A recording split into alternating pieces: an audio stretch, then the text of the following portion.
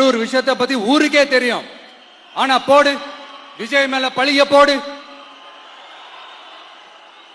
என்னடா இவ்வளவு பெரிய ஒரு பழிய தூக்கி விஜய் மேல போட்டாலும் மக்கள் விஜய் கூடவே நிக்கிறாங்க. இது என்னடா அதிசயமா இருக்குது அப்படின்ட்டு அது ட்ரை பண்ணி பார்த்தாங்க. அது மக்கள் கிட்ட எடுபடல. சரி, அடுத்து வேற என்ன பண்ணலாம்? முடக்கு. ஜனநாயகனா முடக்கு. படத்தை முடக்குனா கொஞ்சம் பையன் கொஞ்சம் டிஸ்டர்ப் ஆயிடுவான். அதனால படத்தை முடக்கு. இது யாரு முடக்குனாங்கன்றது உங்களுக்கே தெரியும். அது நான் சொல்ல வேண்டிய அவசியம் உங்களுக்கு இல்ல.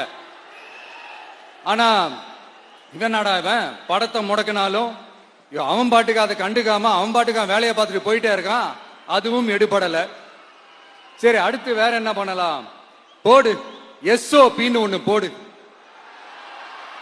விஜய்க்கு மட்டும் தனியா ரூல்ஸ், தனியா ரெகுலேஷன்ஸ், தனியா கண்டிஷன்ஸ். அவனுக்கு மட்டும் போடு.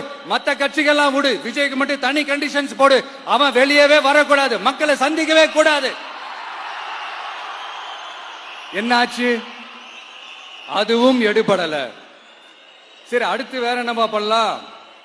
நம்மளை சுத்தி இருக்கிறவங்களை வச்சு, அதாவது இத்தனை வருஷமா வெயிட் பண்ணி இப்போ எலெக்ஷனுக்கு 30 நாளைக்கு முன்னாடி கரெக்டா அந்த டைம் பார்த்து ஒரு அவதூறு பரப்ப வேண்டியது. அது என்னன்னு உங்களுக்கே தெரியும். அதுவும் மக்கள் கிட்ட எடுபடல.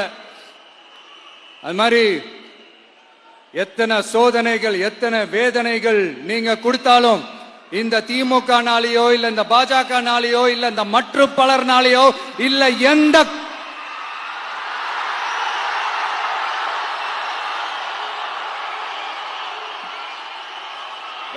வேற யாராலையும்